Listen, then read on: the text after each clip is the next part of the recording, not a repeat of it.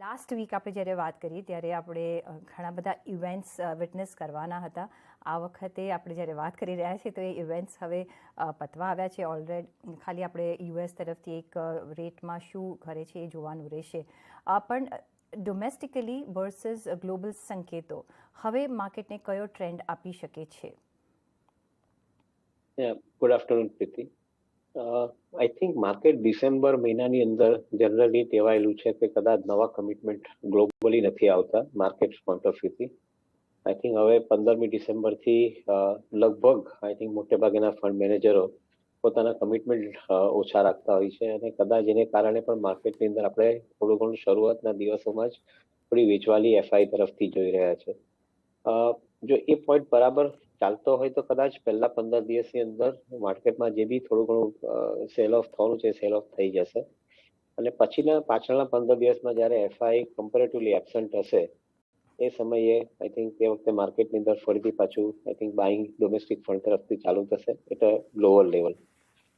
Currently એને convert કરીએ નિફ્ટીના લેવલ્સમાં તો કદાચ 18,450ની આસપાસનું નિફ્ટીનું જે લેવલ છે જો એ હોલ્ડ નહીં થાય તો કદાચ એકાદ વાર માર્કેટની અંદર થોડો ઘણો ફોલ 300-400 પોઈન્ટનો નિફ્ટીમાં આવી શકે. That is a possibility.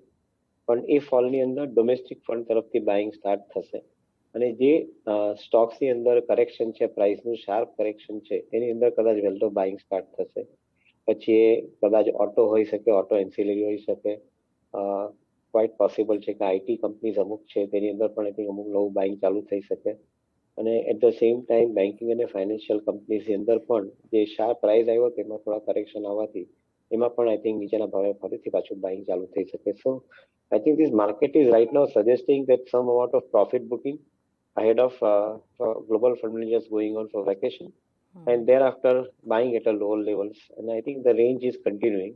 18,200 અથવા 17,800 જે ડાઉન સાઇડ કદાચ ખરાબ માર્કેટમાં 17,800 અધરવાઇઝ 18,200 તો સપોર્ટ લેવલ પર નિફ્ટી કદાચ બાઇંગ ફરીથી પાછું એટ્રેક્ટ કરી શકશે. ઓકે, તો આપણે તો હોલિડે મૂડમાં જઈ રહ્યા છીએ, માર્કેટ્સ પણ હોલિડે મૂડમાં જઈ રહ્યા છે અને સ્પેશિયલી સેકન્ડ હાફ ઓફ આપણે જોઈશું કે એક વધારે આપણે એક સુસ્તી જોઈ શકીએ છીએ માર્કેટમાં ગ્લોબલ ઇન્વેસ્ટર્સ તરફથી. પણ દેવનભાઈ, શું લાગે છે કે જે એક કરેક્શન કે એક કોન્સોલિડેશન માર્કેટને જોઈતું હતું એ હવે આપણે જોઈ શકીશું જ્યારે આપણે મે બી નવા વર્ષમાં આવીએ છીએ? કારણ કે એક જો એક કરેક્શન જોઈશું તો જે આપણું ફોરેન ઇન્વેસ્ટમેન્ટ છે એ પાછું આપણે જે પરત ફરતા હવે જોઈ રહ્યા છે એક વધારે વેગ પકડી શકે છે. અને આ જે રીતે નાણામંત્રી નિર્મલા સીતારામને પણ કહ્યું છે કે એફડીઆઈનું જે આવી રહ્યું છે એ સારી એવી રીતે પ્રમાણમાં આવી રહ્યું છે એશિયન કન્ટ્રીઝમાં જો આપણે ભારતને મૂકીએ તો. કઈ રીતે તમે એ જોઈ રહ્યા છો કે જે ફ્લો હવે જે ચાલુ થયો છે એ કેટલો આગળ કાયમ રહી શકે છે અને કેટલી સ્પીડ પકડી શકે છે? તો આઈ થિંક $100 થી $130 બિલિયન એફડીઆઈ અને એફપીઆઈની વચ્ચે આ વર્ષે આવવાની શક્યતા છે અને એ શક્યતાને આપણે રૂલ આઉટ નથી કરી શકતા કારણ કે આઈ થિંક જનરલી એફડીઆઈના પૈસા લાવવા માટે દેશની અંદર અમુક પ્રોજેક્ટો હોવા જરૂરી બને છે. ફોર્ચ્યુનેટલી આપણી પાસે ઇન્ફ્રાસ્ટ્રક્ચરની અંદર ઘણા મોટા પ્રોજેક્ટો લાઇનઅપ થયા છે અને પીએલઆઈ સ્કીમ થકી જે ઇન્વેસ્ટમેન્ટ એટ્રેક્ટ કરવા માટે આપણે જે આખો કન્ટ્રી અપ્રોચ ઊભો કર્યો છે એમાં પણ ઘણા બધા અંશે આઈ થિંક નવા પૈસા આવી રહ્યા છે. સો એક તરફ industry is attracting money through PLI scheme and the country is attracting money through the infrastructure schemes that the government of India has put across. I think આમ જોવા જઈએ તો government is doing a significant amount of heavy lifting of the economy. કે એક પછી એક મોટા પ્રોજેક્ટો પુટઅપ કરવા, એ પ્રોજેક્ટો પુટઅપ કર્યા પછી સાયમલ્ટેનિયસલી એની અંદર આઈ થિંક નવા ઇન્વેસ્ટરોને લાવવા અને એ ફંડ ઇન્વેસ્ટ કરવા માટેની જે પ્રક્રિયા છે એ પ્રક્રિયાને પણ વધારે ને વધારે ફોર્થરાઇટ પુટઅપ કરવી. તો આ બધા જ પોઈન્ટને કારણે ઇકોનોમીની અંદર ફંડ ફ્લો મારા ખ્યાલથી $100-130 બિલિયન વચ્ચે આ વર્ષમાં આવવાની શક્યતા રહે છે અને 7.5 લાખ કરોડ રૂપિયાનું જે બજેટમાં જોગવાઈ કરવામાં આવી હતી ઇન્ફ્રાસ્ટ્રક્ચરમાં સ્પેન્ડિંગ માટે એ મારા ખ્યાલથી આ વર્ષે કદાચ ફેબ્રુઆરીનું બજેટ જે આવશે એમાં અમાઉન્ટ માર્કઅપ વધારે આવશે કારણ કે ટેક્સ કલેક્શન ગવર્મેન્ટનું વધ્યું છે. તો એને ધ્યાનમાં રાખતા મને એવું લાગે છે કે કદાચ 20 થી 25% growth in the infrastructure spending over 7.5 lakh crore is likely to be provided in the budget of 2023. So that is again, I think, going to bring a lot of new money. In fact, December મહિનાને તમે timing થોડો slow month ગણીને એક વખત discount કરી નાખો. મારે એવું માનવું છે કે જાન્યુઆરી ના મિડલથી એકંદરે ઇકોનોમીની અંદર નવા ફંડ આવવાના સ્ટાર્ટ થશે અને કદાચ that will create the momentum in the market which we are asking for.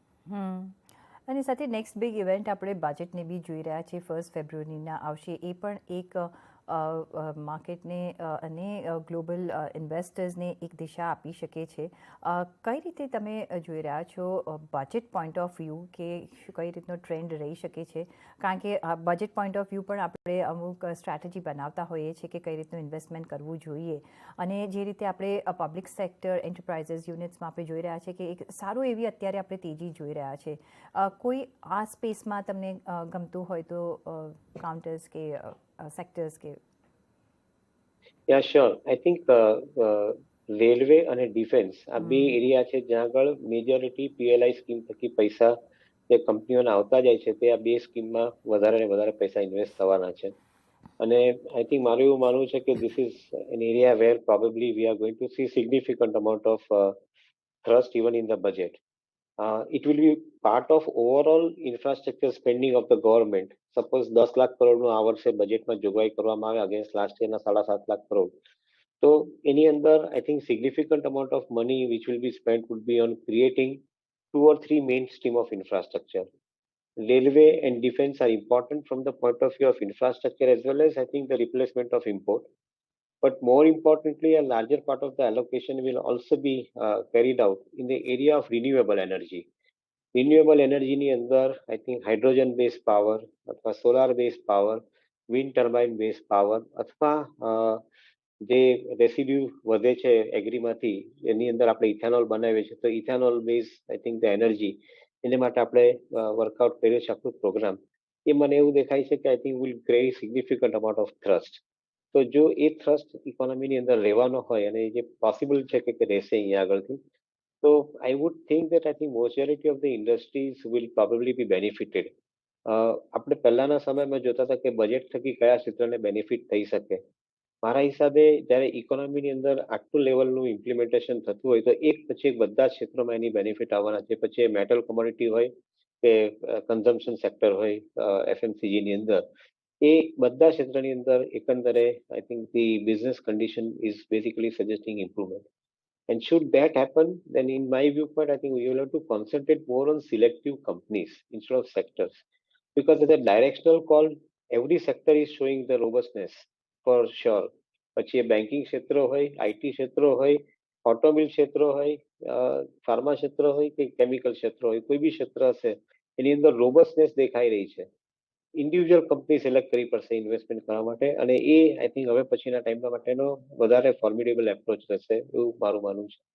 So yes I think important aspect is budget but understanding of budget is very clear. Budget is not going to produce any magical or different figures.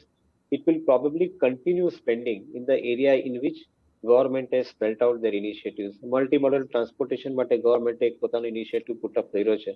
આ budget થકી એ લોકો કદાચ multimodal transport અને PM Gatishakti યોજના થકી I think નવા પૈસા investment માટે કઈ રીતે લાવવા તેને માટે આઈ થિંક કદાચ અમુક થોડા એલોકેશન અથવા સ્પેલ આઉટ કરશે જે નવા ઇનિશિયેટિવ્સ લેવાના છે. So we are optimistic about budget and at the same time believe that I think economy is already on the right track. Budget is only going to increase the allocation into this particular direction where exactly the government is provided for.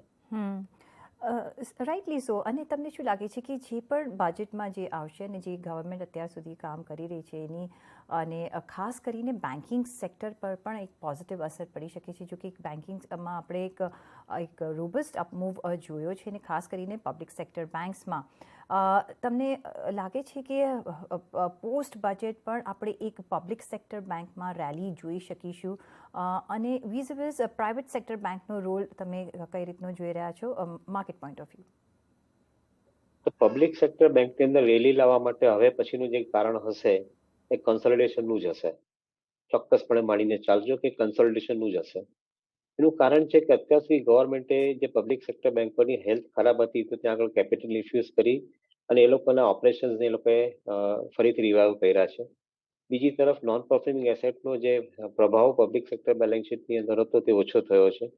At the same time credit lending અને offtake વધ્યા છે. તો હવે next big trigger for public sector bank would be consolidation. કે ગવર્મેન્ટે શરૂઆતના ફેઝની અંદર સ્ટેટ બેંક ઓફ ઇન્ડિયા અથવા Bank of Baroda, Bank of ઇન્ડિયાની અંદર અમુક બેંકોને જે મર્જ કરીને એ લોકોએ આખો જે પ્રોસેસ રન કર્યો હતો અને એમાં લગભગ 15 બેંકો મર્જ થઈ ગઈ 3 બેંકની અંદર. એ રીતનો આઈ થિંક એ લોકોએ જે પ્રોગ્રામ સેટ કર્યો હતો, the same program will now have to continue અને budget can possibly give a direction to this particular program એવું માનીને ચાલુ છું. જો એ થતું હશે તો પબ્લિક સેક્ટર બેંકો છે એની અંદર આઈ થિંક કન્સોલિડેશન થવાની જગ્યા મોટી થઈ જશે. Bigger challenge would be that I think consolidation કર્યા પછી એને લીડરશિપ મળશે કે નહીં એ બિગર ચેલેન્જ છે, પરંતુ પહેલો સ્ટેપ કન્સોલિડેશનનો રહેશે એવું મારું માનવું છે. અને એ કન્સોલિડેશનની અંદર I think we will be seeing a larger amount of possibility of growth for many of the PSBs. તો જે ઇન્વેસ્ટર અથવા ટ્રેડર અત્યારની તારીખમાં પીએસબી ની અંદર ઇન્વેસ્ટમેન્ટ કરે છે અથવા ટ્રેડિંગ માટેના કોલ લે છે, એ લોકો માટે ડાયરેક્શનલી આઈ થિંક આ એક પોઝિટિવ ડિરેક્શન મને બતાવી રહ્યું છે એવું હું જોઈ રહ્યો છું. મે બી ઇન્ડિવિજ્યુઅલ કંપનીના નફા કદાચ એટલા મોટા નહીં આવે જેટલા જલ્દી એના ભાવ વધી રહ્યા છે, પરંતુ મેં કીધું એ પ્રમાણે theme will be consolidation of PSB and that is where I think your rally in the market can continue for some time. Ji, અને દેવેનભાઈ actually same thing applies as a whole also. આપણે ઘણું બધું કોન્સોલિડેશન ઓફ બિઝનેસીસ જોઈ રહ્યા છે. પહેલાં એવું હતું કે બિગ વોઝ ગેટિંગ બિગર, પણ હવે small is also getting bigger, અને આપણે ઘણું બધું consolidation between big and small, two bigs એ જોઈ રહ્યા છે. અને એક મે બી એક ગ્રોથ આપી રહ્યો છે ઇકોનોમીને, અને એક જાયન્ટ જે આપણે કહીએ આપણી જે ઇકોનોમી બનવા જઈ રહી છે એને એક રોડ મેપ આપી રહ્યો છે એમ કહી શકાય. Yes, I think see mid companies and smaller companies getting consolidated and forming a bigger size is definitely a natural outcome of the growth in the economy. જો ઇકોનોમીમાં આપણે 7% આસપાસનો ગ્રોથ જીડીપીનો પકડીને ચાલતા હોઈએ અને એને માટે ક્રેડિટ ઓફટેક માટે જે પૈસાની જરૂર પડે છે એ પૈસાની જરૂર તમે નાની ઇન્સ્ટિટ્યુશન પાસેથી નહીં લાવી શકો. એના માટે મોટી ઇન્સ્ટિટ્યુશન ક્રિએટ કરવી જ પડે તો જે પૈસા ઇકોનોમીને મળી શકે. અને એ પૈસા ભેગા કરવા માટે જે પબ્લિક સેક્ટર બેંકો પાસે સૌથી મોટી સ્ટ્રેન્થ છે કે એ લોકોની લાયબિલિટી સાઇડ બહુ સ્ટ્રોંગ છે. Which means they have got a fantastic ability to collect deposit at a cheaper cost. તો આજે 3-4% વચ્ચે સેવિંગ બેંકના પૈસા તમે લાવી શકો અને એની સામે કોર્પોરેટ સેક્ટરને તમે લેન્ડ કરી શકો 9-10% વચ્ચે કે 11% આસપાસ. So that means you are basically creating a very strong set of what we call asset liability spread. So from that point of view, મારું એવું માનવું છે કે પબ્લિક સેક્ટર બેંકો અથવા જે બેંકો નાની છે એ લોકો પણ મધ્યમ બેંક છે એ લોકો પણ મર્જ થશે, તો એ મર્જ થતાની સાથે એ લોકોની સાઇઝ વધશે, અને સાઇઝ વધશે તો આઈ થિંક કદાચ આ જે ફેક્ટર છે એ ફેક્ટર કદાચ વધારે ઇમ્પોર્ટન્ટલી કામ કરશે of generating higher amount of return. Banking બિઝનેસની અંદર બે વસ્તુ બહુ ઇમ્પોર્ટન્ટ છે. એક તરફ લાયબિલિટી સાઇડ મેનેજ કરવી, બીજી તરફ તમારું લેન્ડિંગ સ્ટ્રોંગ રાખવું. જો એ બે વસ્તુ પ્રોપર મેનેજ થઈ તો બેન્કિંગ બિઝનેસ ફ્લરિશ થઈ શકે. અને through this consolidation process you can probably expect the larger advantage going to some of the mid and small banks who can get the advantage of becoming a larger banks by folding into some of the bigger banks. હવે શું માનીને ચાલુ કે going forward જ્યારે બધા sectors perform કરવાના છે ને કરવા જોઈએ તો જ આપણે ગ્રોથ જોઈ શકીએ છીએ. તમે ઇન્ફ્રા કહ્યું, તમે બેન્કિંગ સેક્ટર કહ્યું, એઝ અ હોલ આપણે બાસ્કેટમાં શું હોવું જ જોઈએ હવે? See, again, ઇન્વેસ્ટરનો સ્પેસિફિક ઓબ્જેક્ટિવ સાથે પોર્ટફોલિયો સ્ટ્રક્ચર થવા જોઈએ. ઇન્ફ્રાસ્ટ્રક્ચર રિલેટેડ ઇન્વેસ્ટમેન્ટ જે છે એ લગભગ ઇન્સ્યોરન્સ કંપની, પેન્શન ફંડ્સ અને some of the large cap mutual fund છે એ લોકો માટે વધારે ફેવરેબલ છે. કન્ઝમ્પશનમાં ઇન્વેસ્ટમેન્ટ કરવું એ મિડ સાઇઝ ફંડ્સ અથવા મિડ ટિયર ઇન્વેસ્ટર્સ છે એ લોકો માટે વધારે ફેવરેબલ છે, કારણ કે એમાં સસ્ટેન લેવલ ઓફ ગ્રોથ દેખાઈ રહ્યો છે. સપોઝ ઇકોનોમી 7% ગ્રોથ થતી હોય તો કન્ઝમ્પશન લગભગ 15% આસપાસ ગ્રોથ હશે. તો એ લોકો માટે કન્ઝમ્પશન ક્ષેત્ર વધારે અગત્યનું રહેશે. જે લોકો ટ્રેડર્સ છે એ લોકો માટે કદાચ કમોડિટી ક્ષેત્ર વધારે અગત્યનું રહેશે, કારણ કે એ લોકો પોતાનું એલોકેશન ઓફ ફંડ ટ્રેડિંગ કરીને વધારે કમાવા માંગતા હોય તો એ લોકો માટે કદાચ ટ્રેડિંગ ક્ષેત્રમાં મેટલ કમોડિટી ટ્રેડિંગ છે, કેમિકલ કમોડિટી છે ટ્રેડિંગમાં, એ લોકો માટે કદાચ વધારે અગત્યનું રહેશે.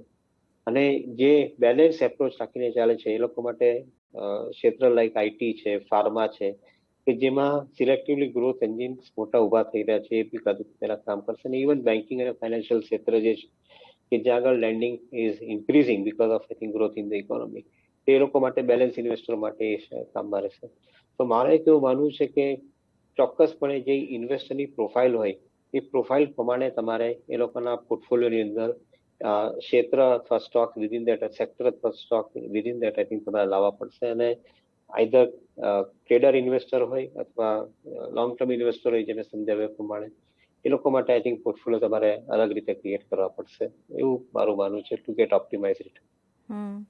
એક last but not the least, આપણે મ્યુચ્યુઅલ ફંડ ઇન્ડસ્ટ્રીઝના પણ આપણે ડેટા આવતા જોયા. ઘણા બધા ફંડ્સ અત્યારે લિક્વિડ મ્યુચ્યુઅલ ફંડમાં પાર્ક છે, કે I think investor is waiting કે ક્યારે થોડા વેલ્યુએશન ઓછા થાય. કઈ રીતે તમે મ્યુચ્યુઅલ ફંડ ઇન્ડસ્ટ્રીને જોઈ રહ્યા છો? કારણ કે આ વખતે એક થોડો સ્લાઇટ આપણને ડીગ્રોથ જોવા મળી રહ્યો છે, વિડ્રોલ્સ થોડા વધારે જોવા મળ્યા છે. બે કારણસર આઈ થિંક જે લિક્વિડ ફંડમાંથી પૈસા વિડ્રો થાય છે એ પૈસા પ્રોજેક્ટની અંદર જઈ રહ્યા છે. તો જ્યારે કોર્પોરેટ પૈસા લિક્વિડ ફંડમાં રાખતું હોય અને એ પૈસા લિક્વિડ ફંડમાંથી વિડ્રો કરે ત્યારે એક વસ્તુ સમજી લેવાય કે એ લોકો ટેમ્પરરી સરપ્લસ મેનેજમેન્ટ અથવા ટ્રેઝરી મેનેજમેન્ટ પોતાની કરી રહ્યા છે.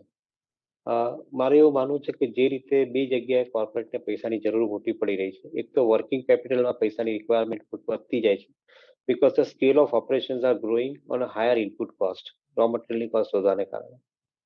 અને બીજી તરફ એ લોકોને પૈસા વિડ્રો કરીને પ્રોજેક્ટમાં નાખવાની જરૂર પડી રહી છે કે જ્યાં ટર્મ લોન થકી એ લોકો પૈસા બોરો બી કરતા હોય છે.